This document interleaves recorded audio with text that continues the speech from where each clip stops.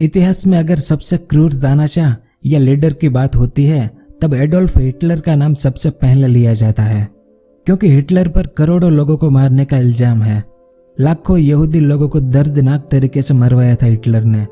दुनिया को सबसे बड़ा आर्थिक नुकसान पहुंचाया था हिटलर ने।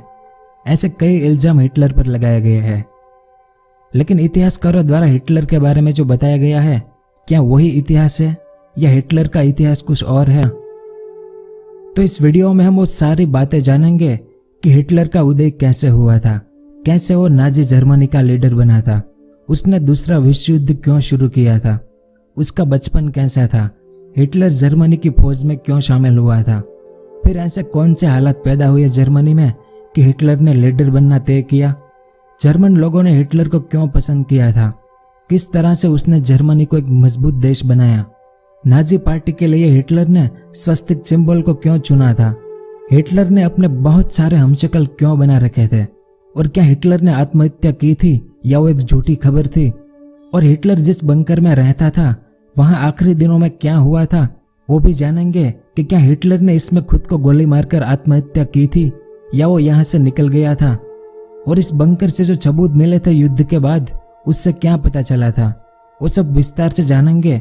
और अगर आपने मेरा ये वाला वीडियो जिसमें मैंने दूसरे विश्व युद्ध का पूरा इतिहास कवर किया है वो देखा होगा तो आपको पता होगा कि उसमें मैंने एक सवाल पूछा था आपको कि हिटलर यहूदी लोगों को इतनी नफरत क्यों करता था। इसका जवाब भी आपको इस वीडियो में मिल जाएगा, वो भी विस्तार से। इसके अलावा और भी बहुत कुछ जानने को मिलेगा आपको इतिहास के बारे में, तो वीडियो के आखिर तक मेरे साथ बने रहिए।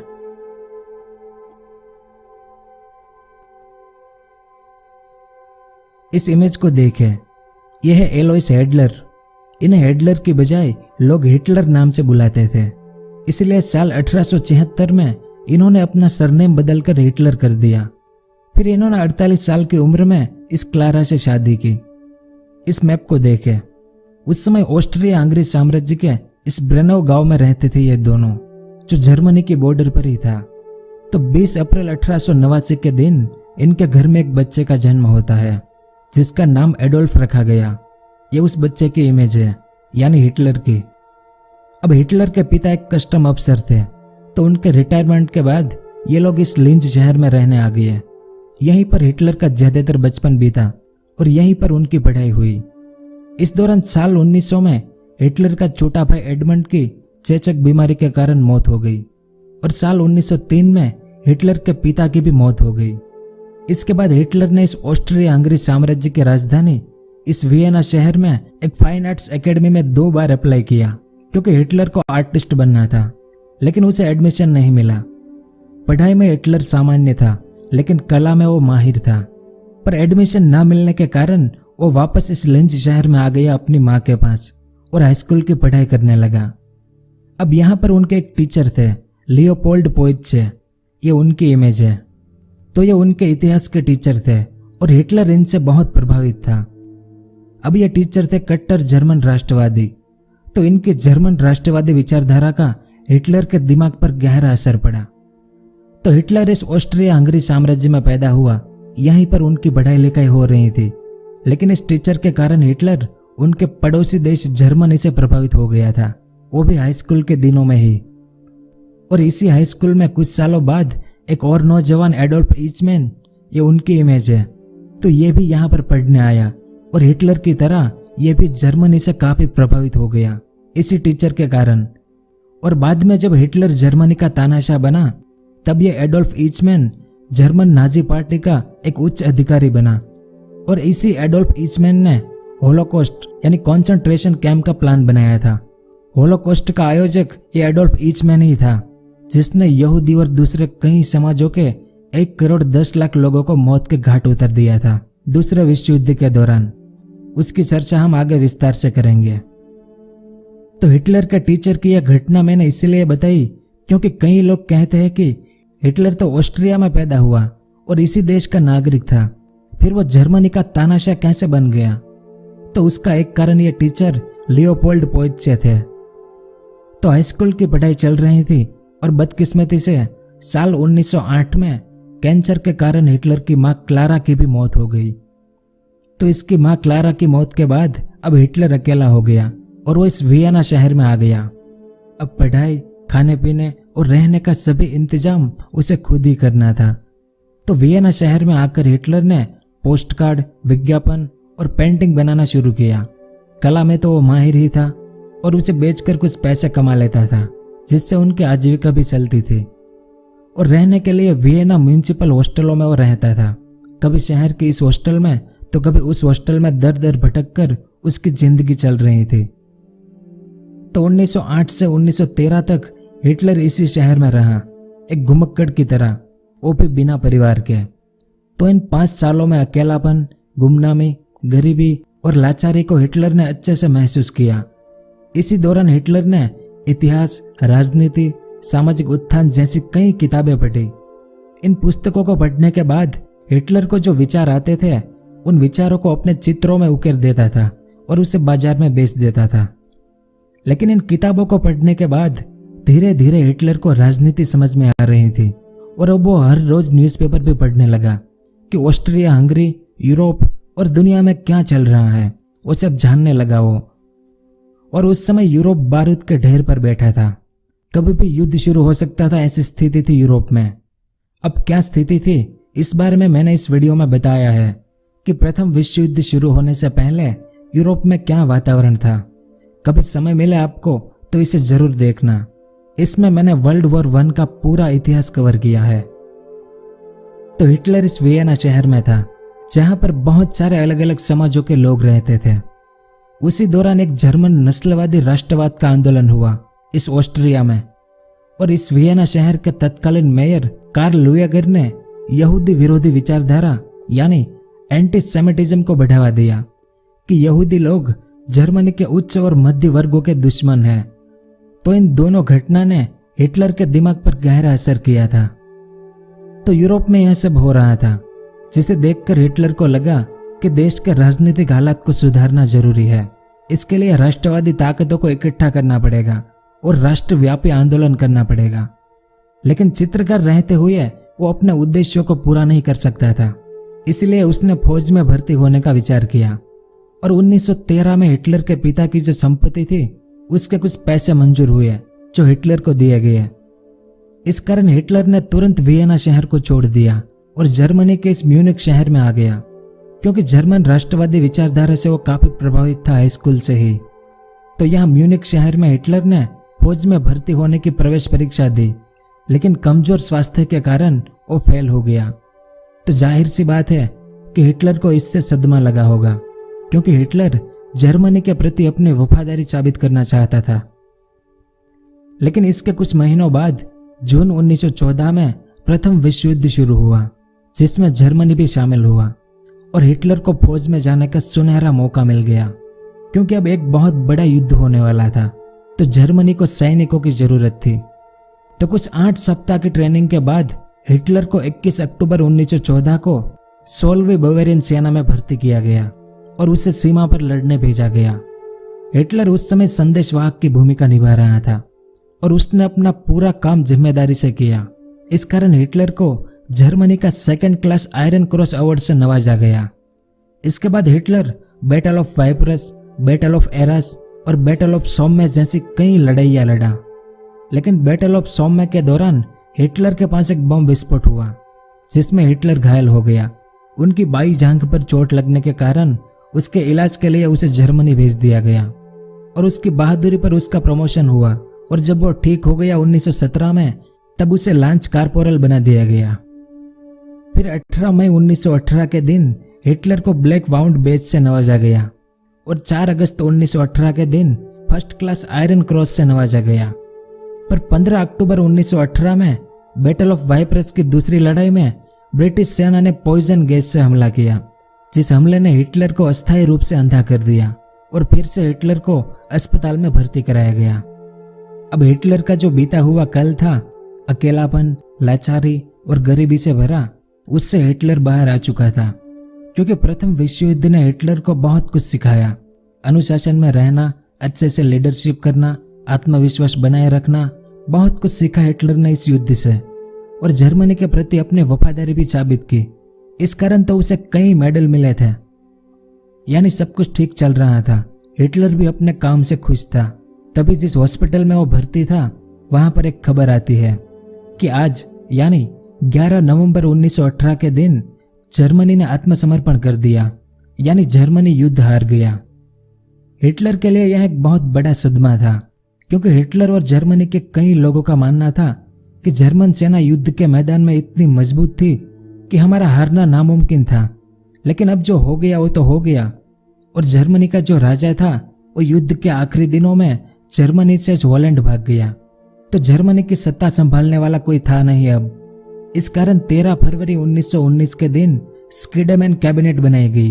ये उस कैबिनेट की इमेज है। इसमें जर्मनी के राजनेता, मिनिस्टर, आर्मी अफसर जैसे बड़े बड़े लोगों ने मिलकर वेमर रिपब्लिक की स्थापना की, जिसमें जर्मनी के लिए एक नया संविधान बनाया गया। लेकिन इसमें बहुत सारी कमियां थी। इस कारण कई जर्मन लोगों को यह संविधान पसंद ही नहीं था, और ऊपर से इस कैबिनेट के मेंबर्स ने मिलकर 28 जून 1919 के दिन कठोर और अपमानजनक वर्साई की संधि पर साइन कर दिया। प्रथम विश्व युद्ध में मित्र राष्ट्रों की जीत हुई थी, जिसमें अमेरिका, फ्रांस और ब्रिटेन ये तीनों मुख्य थे। तो इन तीनों ने मिलकर जर्मनी के साथ वर्साई की संधि की। अब दुनिया भर के इतिहासकार इस संधि को जर्मनी के लिए कठोर और अपमानजनक संधि क्यों कहते हैं? इस मैप को देखें। प्रथम विश्व युद्ध से पहले ये जो ब्लैक कलर में अफ्रीकी देश है वो जर्मनी की कॉलोनीज था, लेकिन इस संधि के तहत इन कॉलोनीज को जर्मनी से छीन लिया गया, यानी जर्मनी के सभी उपनिवेशक इन तीनों ने हड़प लिए। अब इस मैप को देखें। ये पूरा कलरफुल एरिया पहले जर्मनी था, लेकिन इस संधि के तहत जर्मनी का ये भाग बेल्जियम को दे दिया गया, ये भाग फ्रांस ने ले लिया, ये भाग ऑस्ट्रिया को दे दिया, ये भाग पोलैंड ने ले लिया, और ऊपर इस भाग को डेनमार्क को दे दिया गया। तो इस तरह से जर्मनी को तोड़ दिया गया, और इस तोड़े हुए भाग पर जर्मन लोग रहते थे जो रातों रात दूसरे देश के नागरिक बन गए हैं। यानी इस संधि के कारण जर्मनी को अपना 13% भूभाग गंवाना पड़ा और अपनी 10% जर्मन आबादी भी खोनी पड़ी। फिर जर्मनी की रही सही ताकत को तोड़ने के लिए मित्र राष्ट्रों ने यानी अमेरिका, फ्रांस और ब्रिटेन ने मिलकर जर्मनी की सेना भी भंग कर दी। जर्मनी इस संधि के तहत अपनी आर्मी में सिर्फ 1 लाख सैनिक ही रख सकता था, उससे ज्यादा नहीं। इसके अलावा जर्मनी की नौसेना पर पूर्ण प्रतिबंध लगा दिया गया। जर्मनी अब अपनी कॉलोनीज भी नहीं बना सकता, यानी जर्मनी अब किसी भी देश पर कब्जा नहीं कर सकता। अब यहां तक तो सब कुछ ठीक था, लेकिन प्रथम विश्व युद्ध में दुनिया को जो आर्थिक नुकसान हुआ था उसके लिए भी अकेले जर्मनी को दोषी ठहराया गया कि प्रथम विश्व युद्ध का गुनहगार जर्मनी है। इस कारण दुनिया को जो नुकसान हुआ है उसकी भरपाई भी जर्मनी करेगा, और जर्मनी पर 6.5 अरब पाउंड का जुर्माना लगाया गया। कितना? 6.5 अरब पाउंड का, वो भी आज से 100 साल पहले। तो इस तरह से इस वर्साई की संधि ने जर्मनी को आर्थिक और सैन्य दृष्टि से पंगु यानी अपाहिज बना दिया था। इस कारण ये संधि जर्मनी के लिए कठोर और अपमानजनक थी, और बहुत सारे जर्मन लोग इस संधि को एक राष्ट्रीय कलंक मानते थे।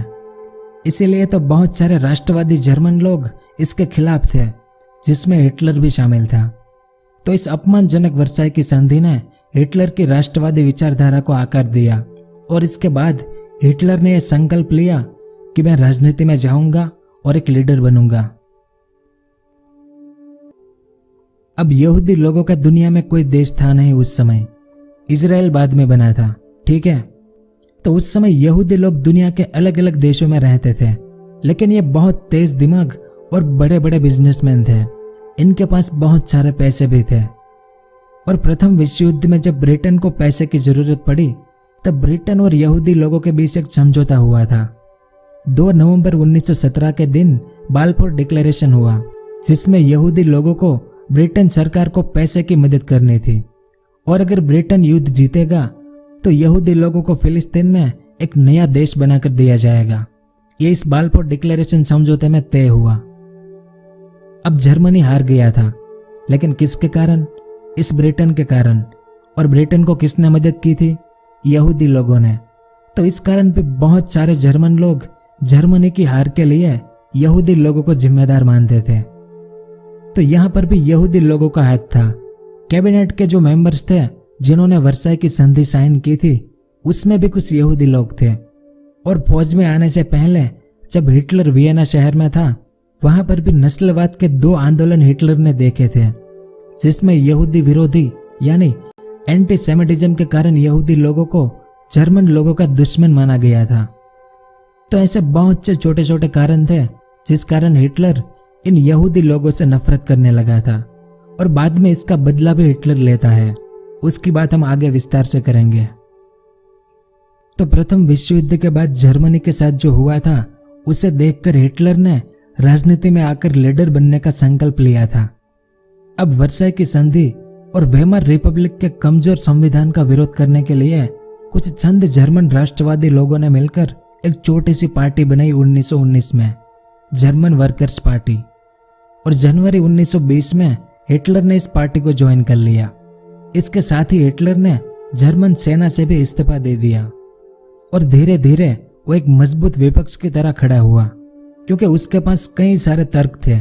सबसे बड़े तर्कों में से एक तर्क यह था कि वर्साई की संधि पूर्णतः अन्यायपूर्ण थी, और दूसरा यह कि वर्साई की संधि पर जर्मन सेना ने नहीं बल्कि वेमर रिपब्लिक की कैबिनेट ने हस्ताक्षर किया था।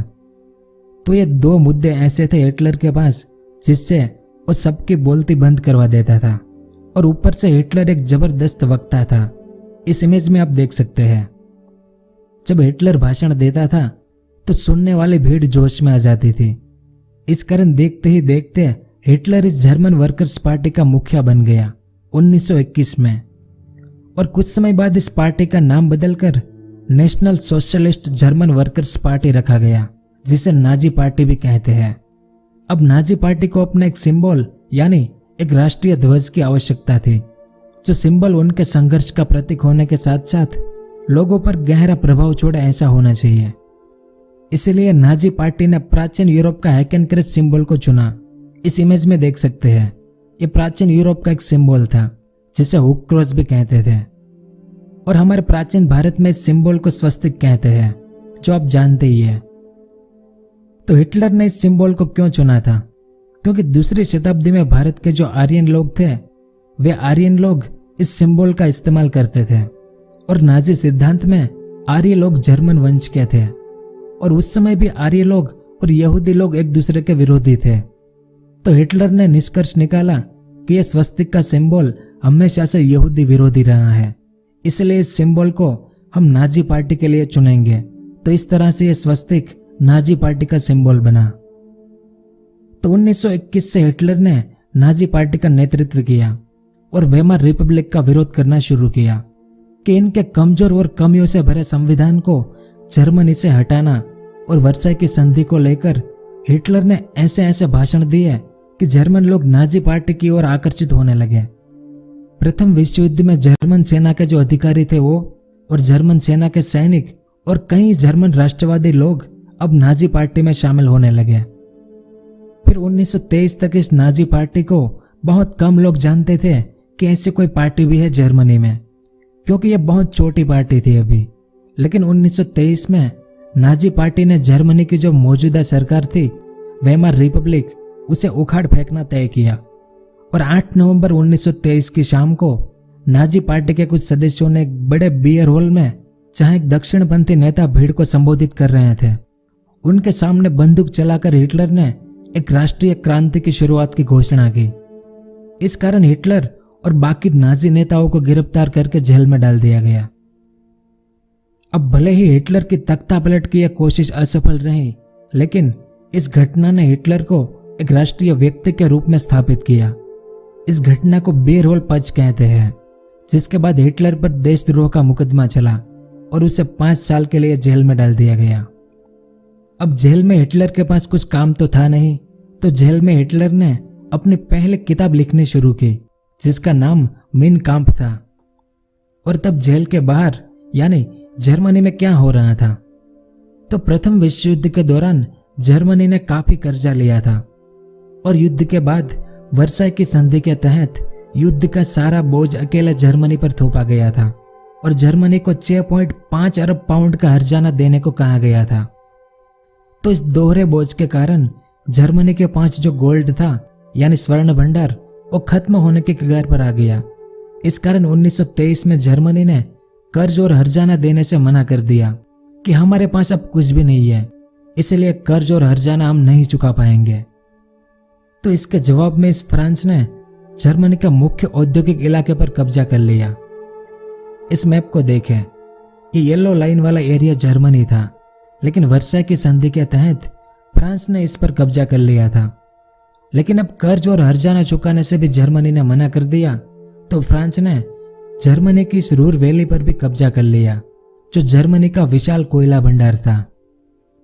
तो इसके जवाब में मौजूदा जर्मन सरकार यानी वेमर रिपब्लिक ने उनकी जो करेंसी थी मार्क, उनकी छपाई करना शुरू कर दिया और थोड़ी बहुत नहीं बल्कि बहुत ज्यादा नए नोट छापे गए, जिस कारण जर्मनी की करेंसी मार्क का मूल्य तेजी से गिरने लगा। अप्रैल में $1 के बराबर 24,000 मार्क थे।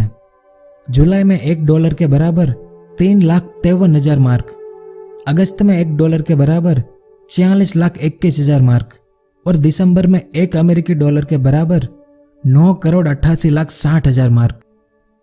जैसे आज $1 के मुकाबले भारत के 73 रुपए है, वैसे ही 1923 में $1 के मुकाबले जर्मनी के 9 करोड़ से भी ज्यादा मार्क हो गए थे। अब जैसे जैसे मार्क की वैल्यू गिरती गई, वैसे वैसे जर्मनी में जरूरी चीजों की कीमत आसमान छूने लगी। ये उस समय की इमेज है। ये जर्मन नागरिक एक ब्रेड का पैकेट खरीदने के लिए इतने सारे पैसे ले जा रहा था, क्योंकि इतने पैसे देने के बाद उसे एक ब्रेड का पैकेट मिलेगा। इस इमेज में भी आप देख सकते हैं कि जर्मन बच्चे पैसों के बंडल से खेल रहे हैं। मतलब जर्मन मार्क की वैल्यू इतनी गिर गई थी जितनी इतिहास में शायद ही किसी देश की गिरी होगी। इस कारण जर्मनी में भयानक मंदी आई। लेकिन 1924 से अमेरिका ने जर्मनी को इस स्थिति से बाहर निकालने के लिए लोन देना शुरू किया, जिसके बाद जर्मनी धीरे धीरे स्थिति से बाहर आ रहा था। और इस तरफ जेल में हिटलर ने अपनी पहले किताब मेन काम्प का पार्ट 1 लिख दिया था और 9 महीने बाद वो जेल से रिहा भी हो गया। 1925 में हिटलर की यह किताब पब्लिश हुई, लेकिन यह ज्यादा चल नहीं पाई। फिर भी हिटलर इस किताब का दूसरा पार्ट लिखने के लिए पहाड़ियों में एक गांव था, वहां पर चला गया। कुछ समय बाद मेन काम्प किताब का दूसरा पार्ट भी पब्लिश हुआ, लेकिन वो भी ज्यादा चल नहीं पाया। तो इस मेन काम्प किताब में हिटलर ने क्या लिखा था, वियना शहर में उसके साथ जो हुआ था वो, और कई तरह के यहूदी विरोधी विचारों को विस्तार से लिखा। जर्मनी के भविष्य के बारे में लिखा कि भविष्य में जर्मनी को उभारने के लिए क्या क्या करना पड़ेगा। उनकी योजनाओं के बारे में लिखा और वो खुद जब जर्मनी की सत्ता में आएगा तो किस तरह से जर्मनी को एक मजबूत देश बनाएगा, उस बारे में विस्तार से लिखा था। लेकिन यह किताब ज्यादा बिक नहीं पाई, इस कारण हिटलर के विचार जर्मनी में फैल नहीं पाए। पर बाद में जब हिटलर जर्मन तानाशाह बनता है, तब उनकी यह किताब जर्मन इतिहास की दूसरी सबसे ज्यादा बिकने वाली किताब बन जाती है और कुछ 60 लाख कॉपी बिक जाती है इसकी। लेकिन वो हिटलर जब सत्ता में आता है उसके बाद होता है। फिर साल 1928 में हिटलर ने अपनी दूसरी किताब द जॉइन बुश लिखी, जिसमें विदेश नीति पर हिटलर ने अपने विचार लिखे थे। लेकिन उसकी पहली किताब मेन काम्प की खराब बिक्री के कारण ये दूसरी किताब प्रकाशित ही नहीं हो पाई। फिर बहुत सालों बाद 1962 में इसका अंग्रेजी अनुवाद आया था। तो 1924 से अमेरिका लोन दे रहा था जर्मनी को, इस कारण सब कुछ ठीक चल रहा था। लेकिन 1929 में अमेरिकी शेयर बाजार के गिरने के साथ ग्रेट डिप्रेशन यानी महामंदी की शुरुआत हुई, जिसने अमेरिका की कमर तोड़ दी, जिसका असर पूरी दुनिया पर भी हुआ था। लेकिन सबसे ज्यादा असर जर्मन अर्थव्यवस्था पर हुआ, क्योंकि जर्मनी की मौजूदा सरकार वेमर रिपब्लिक अमेरिकी लोन से ही अपना देश चला रही थी। लेकिन अमेरिका में महामंदी आने के बाद जर्मनी को लोन मिलनी बंद हो गई। कब? 1929 के ग्रेट डिप्रेशन के बाद से। और 1929 तक हिटलर की नाजी पार्टी जो थी वो भी जर्मन लोगों को कुछ खास आकर्षित नहीं कर पाई थी। यानी इस पार्टी को अब भी बहुत कम लोग सपोर्ट करते थे, क्योंकि 1929 के जर्मन इलेक्शन में 3 पार्टियां मुख्य थी। एक उनकी मौजूदा सरकार वेमर रिपब्लिक, दूसरी कम्युनिस्ट पार्टी और तीसरी नाजी पार्टी, जिसमें नाजी पार्टी को सिर्फ 2.6% वोट मिले और बाकी 97.4% वोट वेमर रिपब्लिक और कम्युनिस्ट पार्टी को मिले थे और 1929 में फिर से वेमर रिपब्लिक पार्टी जीत गई। तो 1929 से जर्मनी की हालत खराब होना शुरू हुई। मजदूर या तो बेरोजगार होते गए या फिर उनका वेतन बहुत कम हो गया और देखते ही देखते 60 लाख जर्मन लोग बेरोजगार हो गए। ज्यादातर जर्मन नौजवान ऐसे बोर्ड लेकर सड़कों पर घूमते थे कि मैं कोई भी काम करने को तैयार हूं। इस इमेज में आप देख सकते हैं। या तो जर्मन नौजवान ताश खेलते थे या फिर रोजगार दफ्तरों में लंबी लंबी कतार में खड़े पाए जाते थे और जैसे जैसे रोजगार खत्म हो रहे थे वैसे वैसे नौजवान चोरी, लूट जैसे आपराधिक गतिविधियां करने लगे थे। धीरे धीरे जर्मन बैंक दिवालिया हो गया, रोजगार लगभग खत्म हो चुका था और लोगों को अब भूखमरी का डर सता रहा था। यानी पूरा जर्मनी अब गहरे आर्थिक संकट में डूब रहा था।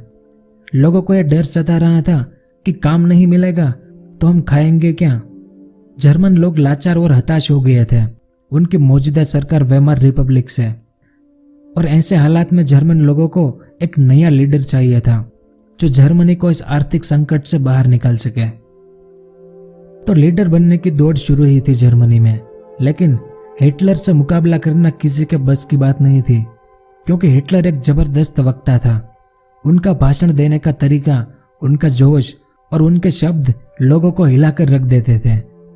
हिटलर अपने भाषण में एक शक्तिशाली जर्मन राष्ट्र की स्थापना, वर्साई की संधि में जर्मनी के साथ जो नाइंसाफी हुई थी उसका बदला लेना और जर्मनी की खोई हुई प्रतिष्ठा वापस दिलाने का आश्वासन देता था।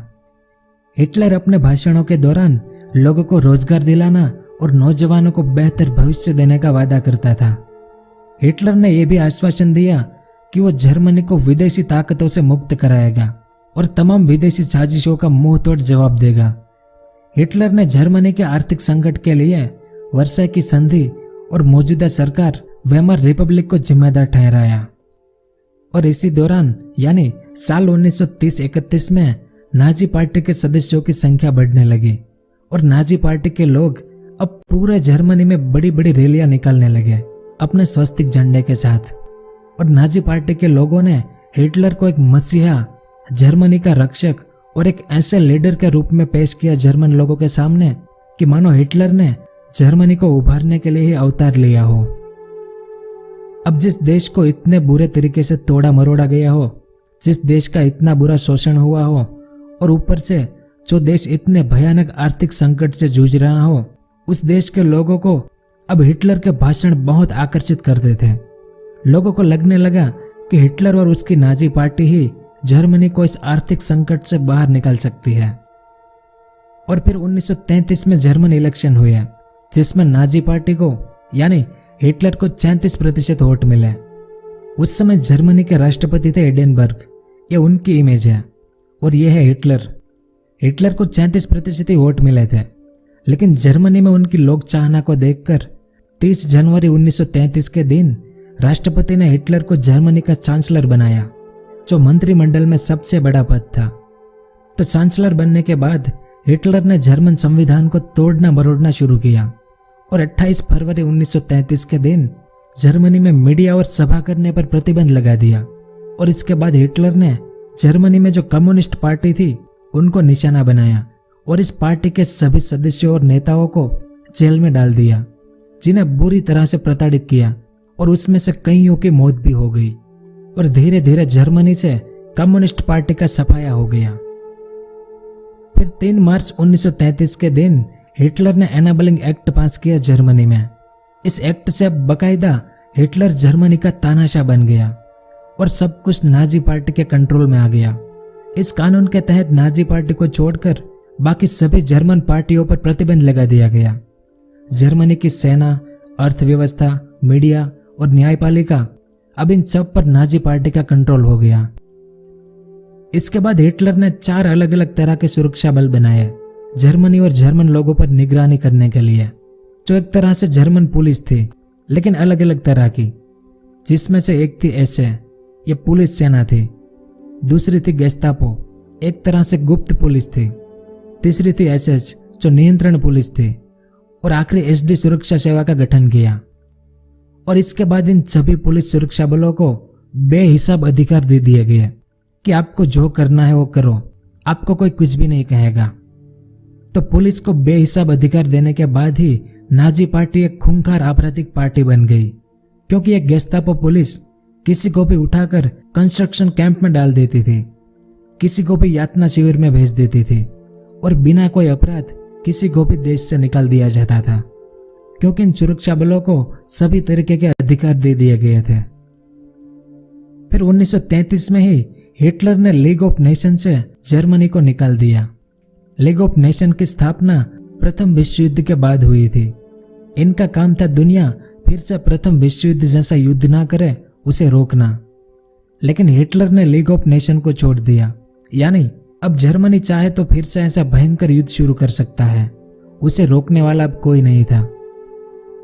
अब हिटलर ने जो संकल्प लिया था लीडर बनने का वो तो पूरा हो गया, लेकिन हिटलर ने जो सपने देख रखे थे, जिस बारे में उसने अपनी किताब मेन काम्प में भी लिखा था, नस्लवाद के सपने, उसे साकार करना शुरू किया। तो नाजी पार्टी का मानना था कि जो ब्लॉन्डे यानी नॉर्डिक जर्मन आर्यन लोग हैं वो ही इंसान है। इस इमेज को देखें तो ये नीली आंख वाले जो नॉर्डिक जर्मन आर्य लोग थे वो ही इंसान है। इन्हें दुनिया पर राज करने का अधिकार है और यही लोग बच्चे पैदा कर सकते हैं, बाकी सब इंसान नहीं है, उन्हें जर्मन समाजों में रहने का कोई अधिकार नहीं है। इसका मतलब यह हुआ कि जो नॉर्डिक जर्मन आर्य लोग नहीं थे उन्हें जिंदा रहने का कोई अधिकार नहीं था, यानी उन्हें मार देना चाहिए। तो उस समय जर्मनी में टोटल 52 अलग अलग तरह के समाज थे। अब इस मैप को देखें, नाजी पार्टी ने रंग और रूप के आधार पर कुछ समाजों को ऊपर रखा तो कुछ समाजों को नीचे रखा। अब इसमें सबसे ऊपर नॉर्डिक जर्मन आर्य लोग, यानी सबसे शुद्ध कौम नाजी पार्टी की नजर में, और सबसे नीचे रखा गया ज्यूस यानी यहूदी लोगों को, जो नाजी पार्टी की नजर में सबसे अशुद्ध कौम थी। और इन्हीं यहूदी लोगों को जर्मन आर्य लोगों का सबसे बड़ा दुश्मन माना गया और बाकी सभी समाजों को रंग और रूप के आधार पर इनके बीच में रखा गया। अब नाजी पार्टी की यह नस्लवाद की विचारधारा कहां से पैदा हुई थी? तो हिटलर और उनकी नाजी पार्टी की यह नस्लीय विचारधारा चार्ल्स डार्विन और हर्बर्ट स्पेंसर के सिद्धांतों पर आधारित थी। ये उन दोनों की इमेज है। तो इस डार्विन का एक सिद्धांत था सर्वाइवल ऑफ द फिटेस्ट, यानी जो सबसे योग्य है वही जिंदा बचेगा, बाकी सब मारे जाएंगे। मतलब जो प्रजाति बदलती हुई परिस्थितियों में खुद को ढाल लेती है वही आखिर तक जिंदा रह सकती है। और हिटलर और उसकी नाजी पार्टी की विचारधारा का दूसरा पहलू था फ्रेडरिच रिजल का लेबेनस्ट्रॉम सिद्धांत। ये उनकी इमेज है। इन्होंने अपनी किताब में लेबेनस्ट्रॉम सिद्धांत के बारे में बताया था कि अपने लोगों को जिंदा रखने के लिए ज्यादा से ज्यादा इलाकों पर कब्जा करना जरूरी है। इससे हमें नए इलाके भी मिलेंगे और अपने लोगों का विस्तार भी बड़ा होगा, यानी बहुत बड़े इलाके में अपने लोग रह पाएंगे। अब इस समय जर्मनी एक गहरे आर्थिक संकट से जूझ रहा था, तो हिटलर के लिए लेबेनस्ट्रॉम सिद्धांत बड़ा काम का था। उसका मानना था कि बहुत बड़े इलाके पर कब्जा करेंगे तो जर्मनी को भरपूर संसाधन मिलेंगे। उन नए इलाकों में जर्मन आर्य लोग बसेंगे, जिससे जर्मनी एक शक्तिशाली और विशाल साम्राज्य बनेगा। तो इन दोनों सिद्धांतों के आधार पर नाजी पार्टी ने नस्लवाद पर काम करना शुरू किया। सबसे ऊपर जर्मन आर्य लोग और सबसे नीचे यहूदी लोग, और इन दोनों के बीच में बाकी 52 अलग अलग समाजों को रखा गया। अब नाजी पार्टी ने सिर्फ यहूदी लोगों को ही निशाना बनाया ऐसा नहीं था। इस इमेज को देखें, ये लोग जर्मनी के जिप्सी समाज के लोग थे और इनके अलावा जो अश्वेत समाज के लोग थे, इनकी पहले जर्मन नागरिकता छीन ली गई और बाद में पूरे जर्मनी में टोटल 5 लाख जिप्सी और अश्वेत समाज के लोग थे, जिसे नाजी पार्टी ने मरवा दिया। यानी नाजी पार्टी का निशाना सिर्फ यहूदी लोग ही नहीं थे, जर्मनी के सभी निचले समाज के जो लोग थे वो भी नाजी पार्टी के निशाना पर थे, जिसमें सबसे बुरा हाल इन यहूदी लोगों का हुआ था, क्योंकि हिटलर और नाजी पार्टी के लोग सब ईसाई धर्म के लोग थे, जिनके मसीहा थे ईसा मसीह यानी जीसस क्राइस्ट। तो 2000 साल पहले यहूदी लोगों ने ईसा मसीह को सूली पर लटका दिया था। इस कारण कई ईसाई लोगों की नजर में यहूदी लोग हत्यारे थे। ये लोग धन उधार देकर बहुत पैसे वाले बन गए थे। इस कारण यूरोप में कई सदियों से इन यहूदी लोगों पर अत्याचार हो रहे थे, जिसे इतिहास में एंटीसेमिटिज्म कहते हैं। तो हिटलर से पहले यूरोप में समय समय पर जब यहूदी लोगों को मारा जाता था, तब यहूदी लोगों को एक ऑप्शन दिया जाता था कि या तो आप ईसाई धर्म अपना लो या फिर मर जाओ। लेकिन हिटलर ने यह ऑप्शन भी निकाल दिया। हिटलर की नज़र में इस समस्या का सिर्फ एक ही हल था कि यहूदी लोगों को पूरी तरह से खत्म कर दिया जाए। तो हिटलर इस माया जाल से जर्मनी को बाहर निकालना चाहता था। इस कारण 1933 के बाद सारा खेल शुरू किया उसने। सबसे पहले हिटलर ने यहूदी लोगों पर बहुत सारे प्रतिबंध लगाए कि यहूदी लोग जर्मन लोगों से शादी नहीं कर सकते। जर्मनी के राष्ट्रध्वज पहनाने पर पाबंदी लगा दी गई। यहूदी लोगों को सरकारी नौकरी से निकाल दिया। यहूदी लोगों के व्यवसायों का बहिष्कार किया गया और यहूदी लोगों की संपत्ति उनसे छीन ली गई। फिर नाजी पार्टी ने यह नियम बनाया कि जो यहूदी लोग हैं उन्हें स्टार ऑफ डेविड का सिंबल पहनना पड़ेगा, ताकि इनकी पहचान हो सके कि ये यहूदी है। इस इमेज में आप देख सकते हैं, इस सिंबल को हमेशा यहूदी लोगों को पहनना पड़ता था। अगर वो ऐसा करने से मना करें तो उन्हें सख्त से सख्त सजा दी जाती थी। और पूरे जर्मनी में जितने भी यहूदी लोग थे उन्हें एक जगह पर इकट्ठा किया जाने लगा। इस इमेज को देखें। इस तरह से सभी यहूदी लोगों को जर्मनी की एक खास जगह पर इकट्ठा किया। तो जर्मनी के अंदर कुछ ऐसा चल रहा था। अब जर्मनी की बॉर्डर पर एक नया खेल शुरू किया हिटलर ने, यानी दूसरा विश्व युद्ध, वर्ल्ड वॉर 2। अब इस बारे में आपको विस्तार से जानना है तो आप मेरी वर्ल्ड वॉर 2 की ये वाली वीडियो देख लेना। इसमें सब विस्तार से समझाया है मैंने। अब इस मैप को देखें तो 1936 में हिटलर ने पहले इस राइनलैंड पर कब्जा कर लिया, इसके बाद इस ऑस्ट्रिया पर, इसके बाद पहले इस बैगनी कलर वाले सुडेटनलैंड और बाद में इस पूरा चेकोस्लोवाकिया पर नाजी पार्टी ने कब्जा कर लिया, क्योंकि इसमें जर्मन लोग रहते थे। लेकिन वर्साई की संधि के तहत इन एरिया को जर्मनी से छीन लिया गया था, जो हिटलर ने वापस ले लिया 1938 तक में। अब इस मैप को देखें तो इसके बाद जर्मनी और यूएसएसआर ने मिलकर पोलैंड पर हमला किया, जिसके साथ दूसरा विश्व युद्ध शुरू हुआ। पोलैंड को हराकर आधा पोलैंड यानी ये ऑरेंज कलर वाला हिटलर के कब्जे में आ गया। इसके बाद पोलैंड के लोगों को अपना घर बार छोड़कर पोलैंड की एक जगह पर इकट्ठा किया गया। जैसे यहूदी लोगों को जर्मनी की एक जगह पर इकट्ठा किया गया था, वैसे ही पोलैंड के लोगों को पोलैंड में एक जगह पर इकट्ठा किया गया। अब इस मैप को देखें। ये डार्क रेड कलर में जो है वो दूसरे विश्व युद्ध के पहले जो जर्मनी था वो है। लेकिन 1941 आते आते हिटलर यानी नाजी सेना ने ज्यादातर यूरोपीय देशों पर कब्जा कर लिया था। रेड कलर में जो देश हैं वो सभी हिटलर के कंट्रोल में आ गए थे। तो 1941 के बाद हिटलर ने इस पूरे भाग पर अलग अलग जगहों पर यातना शिविर बनाने शुरू किए, यानी होलोकॉस्ट के लिए कंसंट्रेशन कैंप बनाए। इस मैप को देखें। इसमें जो रेड कलर के निशान हैं उन सभी जगहों पर ऐसे कंसंट्रेशन कैंप बनाए गए और पोलैंड के लोगों को एक जगह पर इकट्ठा किया गया था उन्हें, जर्मनी में यहूदी लोगों को एक जगह पर इकट्ठा किया गया था उन्हें, और बाकी सभी निचले समाज के लोगों को इसके अंदर डाल दिया। इसके बाद हिटलर के कब्जा इस पूरे यूरोप से ऐसे सभी लोगों को ट्रेन में भर भर कर लाया जाता था और उन्हें भी इस कैंप में डाल दिया गया। नाजी सेना का मानना था कि इन लोगों को जिंदा रहने का कोई अधिकार नहीं है। इन लोगों से इन कैंप में रात दिन काम करवाया जाता था। इन्हें खाने को कुछ नहीं दिया जाता था, क्योंकि नाजी सेना चाहती थी कि ये लोग काम करते करते भूखे ही मर जाए, और अगर काम करते करते ना मरे तो इन लोगों को गैस चैम्बर में डालकर जहरीले गैस से मार दिया जाता था। यह उनमें से एक गैस चैम्बर की इमेज है। इस इमेज को देखें।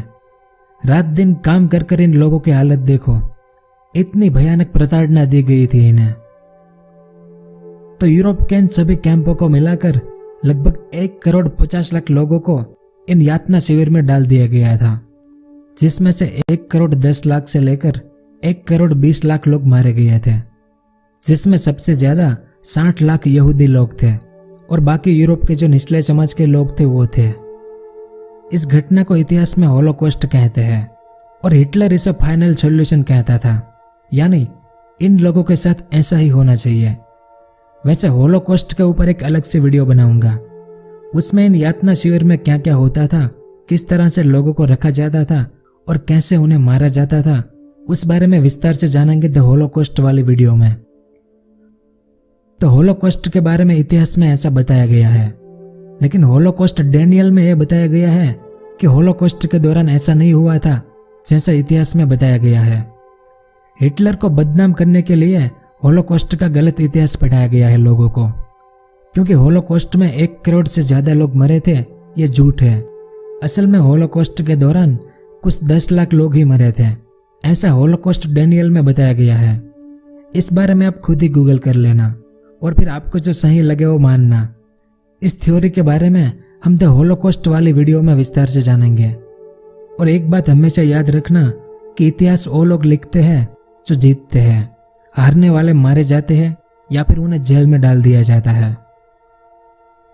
तो यातना शिविरों में लोगों का मरना जारी था, तभी हिटलर एक गलती कर बैठा। यूरोप का एक बहुत बड़ा एरिया कब्जाने के बाद भी हिटलर और एरिया पर कब्जा करना चाहता था, इसलिए उसने यूएसएसआर पर हमला किया। शुरुआत में हिटलर काफी सफल हुआ और इसने 2 साल तक यूएसएसआर के इस भाग पर कब्जा भी कर लिया। लेकिन उसके बाद 1944 में हिटलर की उल्टी गिनती शुरू हुई और ऊपर से अमेरिका भी इस युद्ध में शामिल हो चुका था। इस मैप को देखें, यहां नीचे से अलाइड आर्मी ने हमला शुरू किया, इस तरफ यूएसएसआर की आर्मी जर्मनी की तरफ आगे बढ़ रही थी और इस तरफ फ्रांस की नॉर्मंडी से भी अलाइड आर्मी आगे बढ़ रही थी, जिसमें अमेरिका, ब्रिटेन, फ्रांस और कनाडा जैसे कई देशों की आर्मी शामिल थी।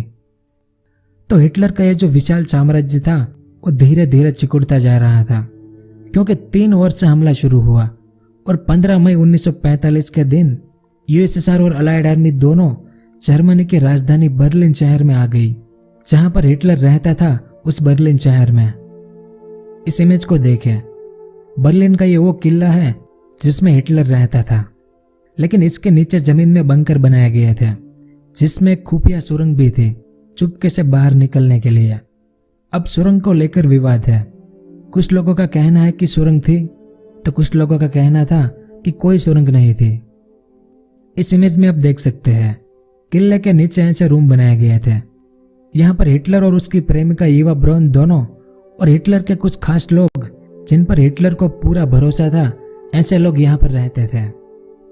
अब यूएसएसआर और अलाइड आर्मी दोनों ने मिलकर बर्लिन शहर पर इतनी बमबारी की कि बर्लिन अब तबाह हो चुका था, पूरा शहर एक खंडर बन चुका था और हिटलर की हर कोशिश नाकाम हो गई अलाइड आर्मी और यूएसएसआर की आर्मी को हराने की।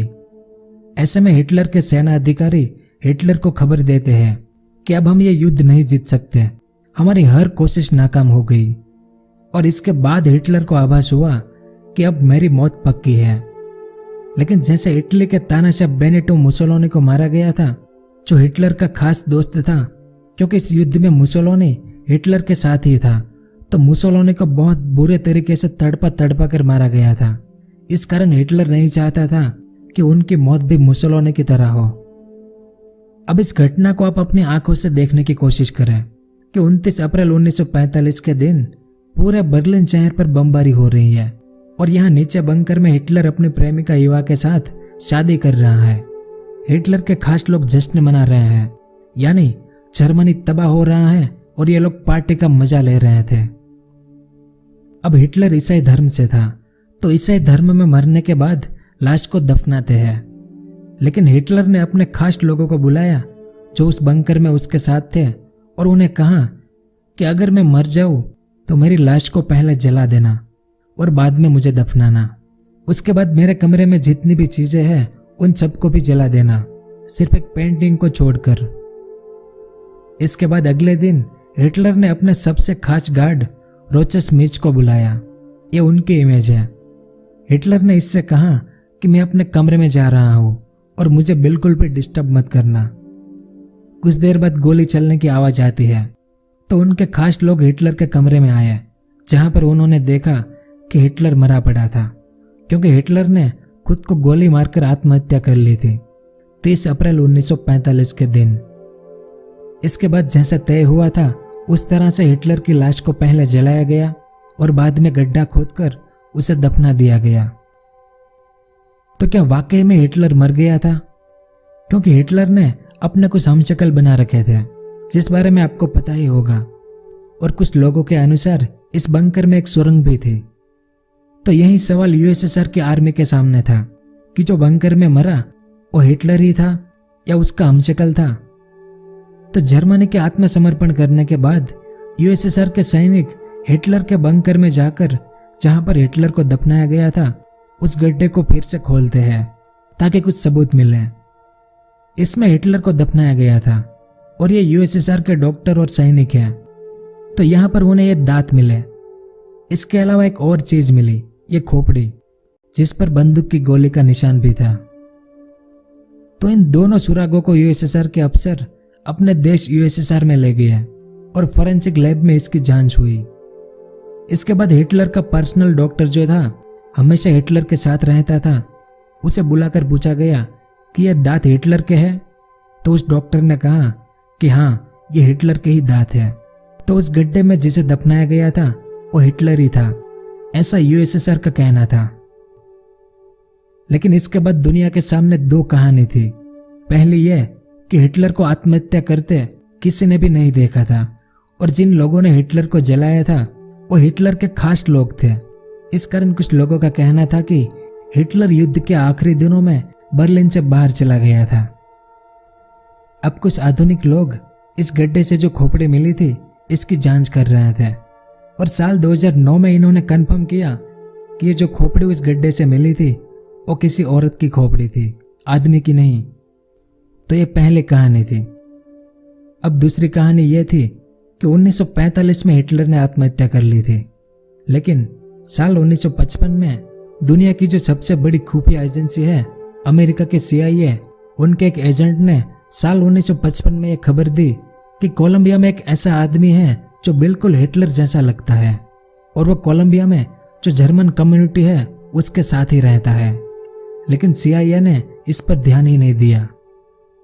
इसके बाद एक दूसरे एजेंट ने यह खबर दी कि हिटलर जिंदा है। फिर कुछ समय बाद तीसरे एजेंट ने यह दावा किया कि मैं एक सामान्य नागरिक के रूप में हिटलर से खुद मिला था। उस एजेंट ने एक फोटो भी बताई अपनी। इस इमेज में देखें, ये हिटलर या उसके जैसा कोई था, और यह था CIA का एजेंट। लेकिन CIA ने इस पर भी कोई एक्शन नहीं लिया। फिर कुछ सालों बाद इस अर्जेंटीना में हिटलर के होने के दावे किए गए थे, और कहते हैं कि 90 साल की उम्र में हिटलर मरा था। तो ऐसी बहुत सी थ्योरी है हिटलर की मौत को लेकर। इसमें से कौन सी सही है और कौन सी गलत, ये आप खुद तय करना और नीचे कमेंट करके मुझे भी बताना। तो दूसरे विश्व युद्ध के बाद न्यूरेमबर्ग में एक अंतर्राष्ट्रीय सैनिक अदालत बनाई गई। इस अदालत को शांति के खिलाफ जो अपराध किए गए थे नाजी सेना द्वारा, उन पर मुकदमा चलाने की जिम्मेदारी दी गई। नाजी सेना ने जो काम किया था उसकी दुनिया भर में निंदा की गई, क्योंकि इन्होंने 60 लाख यहूदी, 5 लाख जिप्सी और अश्वेत लोग, 10 लाख पोलैंड के लोग और यूरोप में रहने वाले कुछ खास नस्ल के लोगों को सामूहिक रूप से मार दिया था। इसके अलावा नाजी पार्टी के विरोध में जो पार्टी थी उनके कई राजनेताओं को भी मौत के घाट उतर दिया गया था, और जर्मनी में रहने वाले समलैंगिक, अपाहिज और मानसिक रूप से बीमार जैसे 70,000 लोगों को भी मार दिया गया था। ये सभी आरोप हिटलर और उसकी नाजी पार्टी पर लगाए गए थे। इस कारण न्यूरेमबर्ग अदालत ने 11 नाजी सेना के अधिकारियों को मौत की सजा दी, तो बाकी सबको उम्र कैद की सजा दी गई। और प्रथम विश्व युद्ध के बाद मित्र राष्ट्रों ने जर्मनी पर जो कठोर नियम लगाए थे वैसे नियम दूसरे विश्व युद्ध के बाद नहीं लगाए, ताकि फिर से नाजी सेना और हिटलर जैसा लीडर ना पैदा हो। क्योंकि ज्यादातर इतिहासकारों का मानना है कि वर्साई की संधि के कारण ही नाजी पार्टी और हिटलर का उदय हुआ था। तो ये था दुनिया का वो इंसान, लीडर या तानाशाह एडोल्फ हिटलर और नाजी सेना के उदय का इतिहास। और आपको मुझे एक सवाल का जवाब देना है कि हिटलर को आखिर हिटलर क्यों बनना पड़ा था। आपके विचार नीचे कमेंट करके बताएं, और आपको ये वीडियो कैसा लगा वो भी मुझे बताएं। अगर पसंद आया हो तो लाइक और शेयर जरूर करें। पूरा वीडियो देखने के लिए आपका बहुत बहुत धन्यवाद।